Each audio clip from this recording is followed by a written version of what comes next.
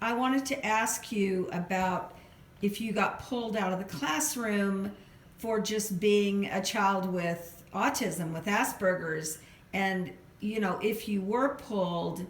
Now it's one thing to have if you're hitting someone or if they're teasing you, but if you're getting pulled because you have a different learning style, just how was that for you? Were you pulled out? Well, it wasn't so much that. One of the behaviors that, nobody really liked was the fact that I would imitate people, what they said, but also just their hand gestures. And I wouldn't exactly say that I was, pulled, because to me that indicates a sense of being grabbed physically and being grabbed hard and being, really, taken away. It was more like I was just, being asked to go. And often where I would go was to the resource room, where I used to go to see various teachers for things, but they also had a timeout spot, and that's where I would go and sit. And the main thing was imitating people.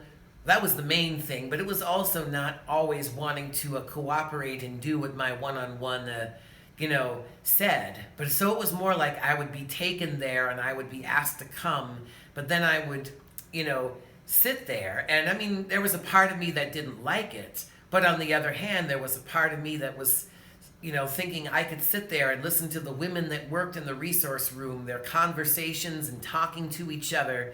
But also, whenever a teacher was using print shop and they had the Epsom printers with the thing that went back and forth that looked like a hedgehog on a chain with a pulley system, and when they would be printing out stuff on print shop, which is what we kids did on the computer back in the 80s, I would get to listen to that. So it wasn't all bad, because I got to hear the conversations and I also got to hear the use of computers. But at the same time, if there was an event in the auditorium, like in third grade when the Amherst nursing home was there, and I'd say, I really want to go there, but because of how my one-on-one thought I was behaving, and then she would say no, then that's when I would really have an issue with, staying there. So I didn't really like the fact that I had to go there, but once I was there, I found those two things were what kept me from really feeling sad about being there, even